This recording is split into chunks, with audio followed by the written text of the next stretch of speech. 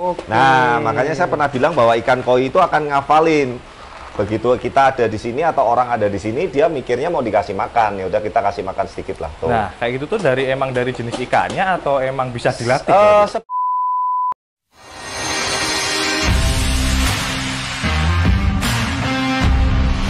Yang ini nyok, top nyok.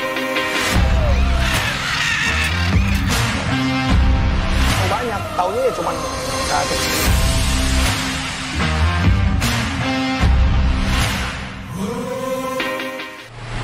Oke, halo, selamat malam, blessed people dan koi lover pada umumnya.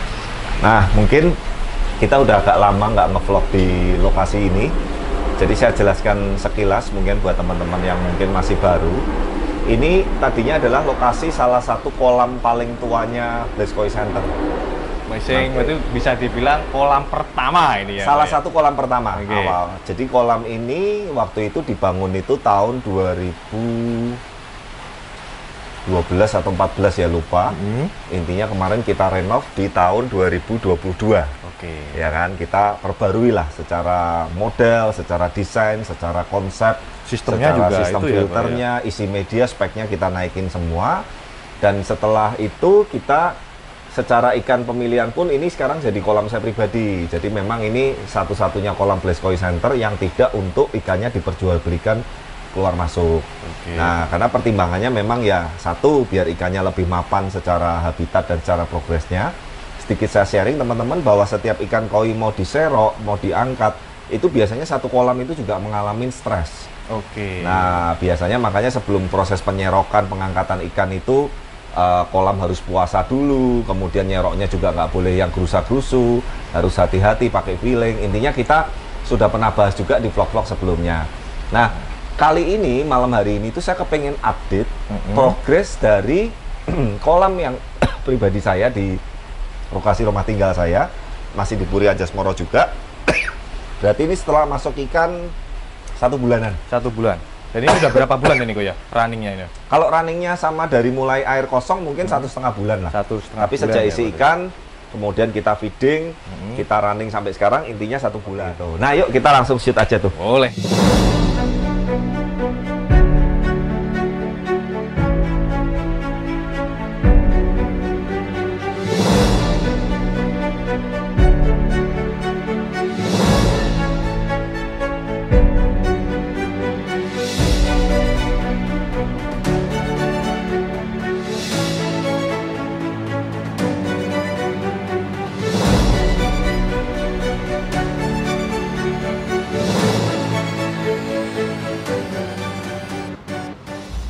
Nah, nih. Jadi ini kolam kurang lebih nggak banyak, nggak terlalu gede ya. Ini mungkin 15 tonan lah. Jadi filternya ini pun kapasitasnya ini 50%-an dari kolam nih. Dan ikan saat ini isinya jantan semua. Terakhir catatan saya ini kalau nggak 13, 14 saya lupa ya. Oke. Belum saya tambah lagi. Dan ini mau lokal mau import yang di sini semuanya jantan. Jantan Intinya ini seperti ya. itu. Oh ya, Nah, aku mau tanya ini kok. mm-mm. Nah, ini kok ikannya pada ngumpul ini kok, Adi? Nah, karena dia terbiasa saya feeding di sini. Nah, makanya kan saya ngomong untuk kolam khusus ini itu saya kasih makannya agak disiplin. Jadi kalau kolam-kolam yang lain kan kita kasih sebar, Oke. ya kan, disebar acak lah gitu. Kalau di sini kita memang selalu suapin di daerah sini. Oke. Nah, makanya saya pernah bilang bahwa ikan koi itu akan ngafalin. Begitu kita ada di sini atau orang ada di sini, dia mikirnya mau dikasih makan. Ya udah kita kasih makan sedikit lah. Tuh. Nah, kayak gitu tuh emang dari jenis ikannya atau emang bisa dilatih? Sebetulnya memang ada faktor mental ikan juga. Ada ikan yang memang udah sebesar apapun itu di feeding nggak mau. Nah ini loh ikan jantan nih kadang saya kurang nyamannya ini ya begini nih, pencilaan kalau bahasa Jawanya nih. Nah tapi sebetulnya rata-rata semua di sini ini udah jinak semua. Nah saya memang kalau feeding ini biasanya saya apalin atau kasih 1 titik itu di daerah sini. Jadi ikan pasti kalau begitu saya di sini tahu bawa makanan ngumpul semua tuh. Tuh. Ya kan? Nah, jadi memang intinya ikan koi itu bisa kita biasakan. Tergantung teman-teman tuh suka ngasih makannya dengan pola disebar, mau pakai mesin auto feeder atau mesin pakan auto feeder juga bisa. Mau disuapin sabar pelan-pelan seperti saya ini juga bisa juga. Intinya memang kalau beberapa orang itu intinya suka dalam interaksi dengan kolam koinya ini ya saat makan ini. Tuh. Seru itu kok. Ya, seru kalau masih kan makan gitu. koi itu. Cuman memang kalau untuk kolam-kolam yang lain rata-rata udah kita sebar semua Norma, karena ya terus terang untuk nyempetin nyuapin seperti ini kan juga agak apa ya, butuh kesabaran juga. Nah, karena ini kolam pribadi, jadi saya ibaratnya ikan juga nggak banyak. Ya sudah, kita biasakan pokoknya kalau feeding di daerah sini dan biasanya saya suapin dulu seperti itu. Nah, ini kadang kalau nyiprat-nyiprat nih seperti ini nih. Nah, yang pertama yang saya mau bahas adalah kegagalan saya di kolam ini. Itu adalah cat warna hijaunya. Oke. Jadi teman-teman mungkin ini agak terlalu malam, jadi nggak terlalu kelihatan. Kalau siang mungkin nanti next kita bikin vlognya itu siang. Jadi salah satu yang saya gagal di kolam ini adalah mempertahankan warna hijaunya. Nah, Saya kayaknya masih simpen yang waktu sudah ada ikannya, tapi catnya ini masih hijau bersih, belum ada lumut seperti ini. Nah, apa yang menyebabkan teman-teman? Sebetulnya Norma bisa shoot di atas. oke. Kita ini kanopi ini sudah kita kasih yang ibaratnya tertutup, bahkan ini bisa kita setting sesuai kebutuhan saya mataharinya. Tapi tetap aja, meskipun hanya matahari sedikit yang dari celah ini, membuat lumut karpet yang di dinding dan di dasar kolam ini tumbuh. Sehingga warna hijaunya yang mudah nyala ini seperti sekarang jadi hijau tua cenderung ke hitam. Nah, tak kira Nah. ini dicat ulang kok. Enggak. Ternyata enggak Nah, ya? nantinya biasanya bulan depan mungkin atau mungkin masuk bulan ketiga itu nanti lumutnya bisa benar-benar rata. Ini kan tinggal bagian sedikit-sedikit tuh. Dekat bottom drain, yang dinding sebelah sana yang memang mataharinya nggak terlalu. Agak Tapi ini kurang. 80% sudah tertutup lumut semua. Loh Pak, kalau nggak dibersihin? Jujur jangan. Nanti saya akan jelaskan bahwa salah satu parameter untuk ikan kolam atau kolam baru kita yang sudah meter itu salah satu parameternya adalah lumut yang tumbuh di dinding dan di dasar kolam. Nah, Seperti itu. Nah, ikan juga pergerakannya sangat bagus sekali, sangat aktif sekali. Nafsu makannya ini sangat bagus-bagusnya nih sekarang. Ini kalau saya mau kasih makan berapapun juga pasti akan dimakan. Tapi sekarang saya batasin satu hari hanya 1 on. 1 on. 1 on 1 hari. Karena memang satu, ikannya belum terlalu banyak. Kedua, kolam ini baru running, ada ikannya baru 1 bulan. Nah, nanti bulan depan saya naikin 2 on. Oke. Nah, mungkin sampai batasnya berapa, saya mau lihat kondisinya. Dan sekali lagi untuk masalah batas ngasih makan berapa itu nggak ada patokan pasti. Sesuaikan dengan kebutuhan yang mau kita kejar apa. Dan yang kedua, sesuaikan juga dengan jumlah populasi ikan dan kapasitas filternya masing-masing gitu loh. Itu 1 on di mix kok antara Ya, Western, kalau Hydro, saya saat ini yang masuk ke sini rata-rata high dan color. color. Ya, Oke, Wecem belum itu masuk ya. sama sekali malahan. Nah, sebetulnya mau dikasih 1 kilo 1 hari pun ini pasti habis. Cuman kan saya ingat ini kolam baru running 1 bulan lebih sedikit. Saya mau ibaratnya ikannya biar adaptasi dan airnya benar-benar maturnya lebih maksimal dulu. Siap. Nah, yuk kita sebelum bahas apa sih ciri-ciri kolam koi baru yang sudah mature airnya atau sudah istilahnya sudah jadi. Sebelum ini nanti kita akan bongkar sekalian. Bongkarnya bukan bongkar keluarin media ya. Oke. Buka tutup filternya ini. Oke. Nah, kita buka-bukaan biar teman-teman tahu isi medianya dan sistemnya ya. Oke, siap. Buat less people kita Yuk. buka-bukaan. Oke, cut dulu. Let's go. Nah, oke, sekarang chamber udah dibuka. Nah, makanya kan saya sering bilang Norma, kita itu memang alirannya itu aliran males. Saya ini kalau nggak untuk kepentingan tertentu suruh buka-buka chamber gini juga males gitu loh. Oke. Tapi Apalagi buat teman-teman di rumah buat ini ya, teman-teman Pak ya. Less people dan koi lover minimal supaya tahu spek dan susunan media filter yang ada di kolam ini juga. Ini mulai dari mana Nah, dulu kita tadi? mulai dari yang pertama dulu ini. Yang kecil ini. Yes, Oke. chamber kotak kecil ini adalah chamber yang kita buat khusus untuk yang namanya BD stopper. BD stopper. BD ditaruh stopper di itu depan. fungsinya di depan supaya kalau kita butuh untuk backwash besar atau mengosongkan semua media filter ini, kita tidak perlu menurunkan air kolam. Nah, Oke. itu kan ada lubang 3 tuh, lubang bottom drain yang dari tengah kolam 3 in kali 3, itu tutupnya itu tuh.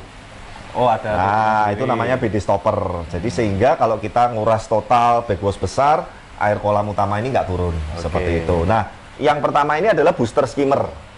Booster skimmer itu fungsinya supaya skimmer kita sedotannya bisa lebih optimal. Tuh, skimmernya untuk ukuran 2 in, kita pakai 2. Ini 1, ya, yang di sana 1. Oke, berarti ada 2 ya. Nah, kemudian kita masuk ke chamber pertama. Ini Oke. adalah isi mechanical sikat brush.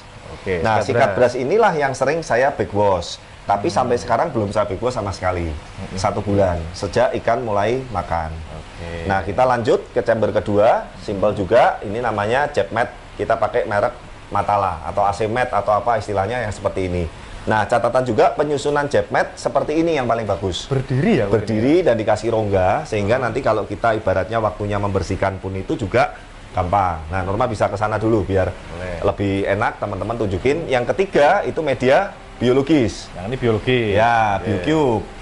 Nah, yang keempat di sana BioCube juga. Jadi BioCube-nya ini kita kasih 2 chamber, kemarin totalnya sekitar kurang lebih hampir 20 dus. Oke, berarti untuk 2 chamber. kolam koi yang standar itu ada 3 macam ya kok ya? Yes. Di apa itu namanya filternya? Sikat Filternya, brush, sikat brush, jet mat, biologis. Kebetulan biologisnya ini kita pakai pakainya BioCube ini. atau BioBlock. Oke. Nah, chamber terakhir itu yang ada lampu kecil nyala, itu pompa-pompa, panel-panel untuk aerasi, UV. Kita UV-nya model UV yang tanam di dalam pipa. Oh, berarti yang nyala biru kecil. Yang nyala biru kecil itu panelnya UV. Oke. Makanya kita bisa buka dengan bebas, mata kita nggak sakit. Oke, Hati-hati kalau teman-teman pakai UV yang biasa, tidak pakai pipa seperti itu, harus dimatikan dulu saat kita review chamber supaya nggak sakit di mata. Paham. Nah, yuk kita cek yuk lebih Boleh, detail boleh, BioCube-nya.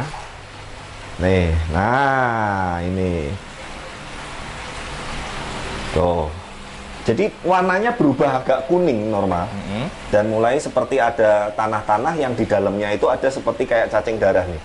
Oh, Nanti saya akan bahas. ada cacingnya kayak gini? Ya ada di dalamnya ini, kalau yang coklat-coklat ini kalau dibuka ini ada cacingnya nih. Tuh. Ini baru sedikit, nanti makin mature makin banyak makin bagus. Oh, berarti malah semakin bagus banyak cacingnya. Betul, itu artinya salah satu media biologis yang ciri-ciri paling gampangnya lah itu sudah mulai mature seperti itu. Oke. Nah, sekali lagi teman-teman juga nanti jangan apa yang saya sampaikan ini diambil mentah-mentah, karena spek penggunaan media biologis tiap orang punya standar yang berbeda. Beda. Sekali lagi saya tidak mau bahas bagus mana dan lain-lain. Intinya standarnya Blaze Koi seperti ini. Ya, itu sepakat ya. Nah, kemudian ini kalau yang namanya nyamuk-nyamuk ngengat gini wajar Norma. Ingat ya, jangan disemprot baygon, jangan diapa-apain. Saya biasanya paling kasih dimilin aja. Oke. Ya, itu udah pada mati. Ini termasuk sedikit nih. Biasanya kalau musim-musim panas atau pancaroba ini bisa lebih banyak gitu. Nah, salah satu yang tadi saya bilang enaknya kita nge-review pakai UV yang model ditanam di tabung itu nggak nyolok mata. Itu Seperti simpel gitu itu, ya, kok ya. ya. Cuma nyala kecil gitu. Nyala kecil aja untuk nunjukin bahwa oh ini ternyata UV-nya masih nyala. Kalau ininya panelnya ini mati, berarti UV-nya udah waktunya ganti. Oke. Biasanya lampu UV itu juga setahun sekali lah saya ganti. Seperti itu. Nah, yang terakhir ini adalah saluran atau chamber backwash.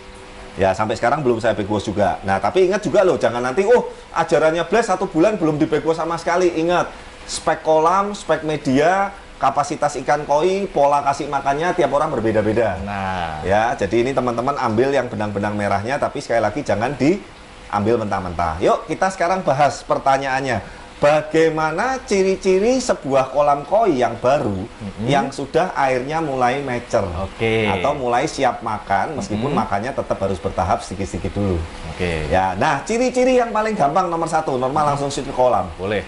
Airnya ini bening, beningnya tidak ada kabut-kabutnya, tidak ada permukaan minyak yang air jenuh, apalagi buih atau busa seperti ini. Semoga teman-teman kelihatan walaupun agak gelap ya. gitu ya, Ko, ya. Kelihatan nggak di kamera? Kelihatan. Ko. Kelihatan. Nah, beningnya ini bening yang ibaratnya soft, atau orang mau bilang mengkristal atau apa dan lain-lain bla bla bla, itu terserah. Ya, nanti Norma kasih catatan ya. Yang pertama adalah airnya bening, celing, tidak ada buih, tidak ada busa, tidak ada minyak, tidak ada kabut. Dilihat mata tuh nyes sampai ke dasar. Meskipun ini dasarnya cuma pendek 60 cm. Tapi kalau 1 meter, 1,5 meter sama. Itu airnya kalau celing tembus ke dasar, itu airnya sudah mature. Ya, nah itu yang pertama yang paling gampang. Nah, parameter kedua yang paling gampang juga, lihat pergerakan ikan. Oke. Nah, Ikannya ikan gimana, koi Pak, rata-rata aktif, nggak ada yang diem parkir atau mojok di atas, atau ikannya siripnya kadang nutup kanan kiri, Cari air terjun. nyari air juga ya, Ko, ya? terjun. Nah, ini kan ikan rata-rata explore semua nih di sini. Meskipun ini belum terlalu banyak, saat ini 13 atau 14 ya, saya lupa ngitung. Nah, itu ciri-ciri kedua yang gampang dilihat, Oke. yaitu ikannya pergerakannya aktif dan lincah. Gitu ya. Nah, yang ketiga adalah yang tadi, shoot lagi balik ke media biologi sama mekanik. Ada muncul seperti tanah atau kotoran coklat-coklat di media biologis yang isinya cacing darah. Oke. Itu salah satu ciri kolam yang sudah mature juga. Gitu. Nah, jadi teman-teman 3 poin ini bisa jadikan salah satu patokan bahwa memang kalau 3 ciri-ciri ini sudah ada, itu salah satu tanda ciri-ciri kolam koi kita sudah mulai bagus airnya atau mature. Nah, yang keempat yang terakhir, tumbuh lumut rata di dinding dan di lantai kolam nih, shoot. Nah, Makanya Kalau warna tumbuhnya hijaunya itu jadi kok, ketutup. kan kadang ada yang pernah lihat tuh sampai panjang-panjang 5 Nah, itu cm. lumut liar. Itu apa ya? Itu bukan lumut yang kita harapkan. Kalau lumut yang kita harapkan, dia rata seperti karpet, membungkus semua sisi kolam, baik dinding maupun lantai, tapi tidak memanjang liar-liar, apalagi airnya juga nggak ada serabut lumutnya. Nah, bener Kamu banget lihat ini. tuh. Nah, itu artinya salah satu parameter yang kita bisa jadiin patokan. Ya, saya ulang. Yang pertama, air bening, celing, Bening. mengkristal. Yang kedua, pergerakan ikan aktif. Tidak ada ikan yang loyo, tidak ada ikan yang mojok, tidak ada ikan yang gurat merah, dan lain sebagainya. Yang ketiga, di media biologis atau mekanik muncul coklat-coklat yang isinya cacing darah. Oke. Yang keempat, dinding dan kolam itu Rata muncul lumut ya. rata lumut. Semakin rata, semakin tebal, semakin bagus. Tapi ingat, bukan lumut yang Panjang-panjang liar-liar itu. memanjang seperti itu. Oke. Nah, harapan saya teman-teman, saya mungkin sudah berkali-kali bilang bahwa mungkin Blaze Channel, Blaze Koi ini aliran yang simple. Jadi saya tidak pernah ngukur kadar air, pH-nya, DO-nya, nitritnya, nitratnya, amoniaknya, dan segala macam. Enggak, ya tadi 4 poin itu yang saya jadiin patokan. Oke. Kalau 4 poin itu ciri-cirinya sudah muncul di kolam baru kita, selamat. Berarti sistem filter, sistem kolam, sirkulasi, kemudian habitat ikan koi itu sudah jadi. Oke. Nah, mantap, semoga mantap. melalui video ini teman-teman bisa sama-sama belajar. Saya pun juga sampai sekarang terus belajar. Sekali lagi tadi yang saya sampaikan ini tidak ada lain bukan hanya maksudnya untuk berbagi. Siapa tahu bisa bermanfaat buat teman-teman yang saat ini mungkin kolamnya nggak buat sama kita pun, tapi bisa ngerti bahwa oh ciri-cirinya seperti ini ya kalau kolam-kolam yang sudah mature. Dan ingat, meskipun sudah mature tadi saya bilang kapasitas jumlah porsi makan juga masih saya batasin. Oke. Kalau untuk ikan ukuran di sini ukuran 45 sampai 50 BU. Ya, jantan semua, teman-teman bisa lihat secara anatomi, secara kualitas, meskipun ini jantan, ada lokal, ada import, tapi ya teman-teman bisa menilai sendirilah biar netizen dan para Blaze people yang menilai. Saat ini 100 gram satu hari. Oke. Saya bagi menjadi 3 kali, bukan sekali langsung 100 gram ya. Bukan, jadi 100 gram saya bagi 3. Biasanya pagi, siang, sore. Kalau malam ini biasanya udah stop. Udah puasa Apalagi ya, Bu, cuaca hujan seperti ini. Gitu. Jadi intinya mau dibagi 3, bagi 4, tidak masalah. Yang penting saat ini takarannya untuk kolam baru ini 100 gram, 100 gram. sehari. Nah, nanti bulan depan saya naikin 200 gram, 300 gram. Nah, maksimalnya berapa? Nanti saya juga belum bisa menyimpulkan. Saya lihat sambil jalan seperti itu. Siap. Nah, semoga teman-teman di video vlog kali ini teman-teman bisa belajar sama-sama bahwa itulah tadi salah satu ciri-ciri kolam koi baru kita sudah mature secara air, secara ikan, secara bakteri biologi, secara lumut dan lain-lain. Semoga itu bisa menjadi sebuah pembelajaran yang sederhana. Gitu, tapi bisa dipakai dan bermanfaat ya. Jangan lupa dukung terus channel kami, like, comment, subscribe, dan sampai ketemu di video-video berikutnya. Bye-bye.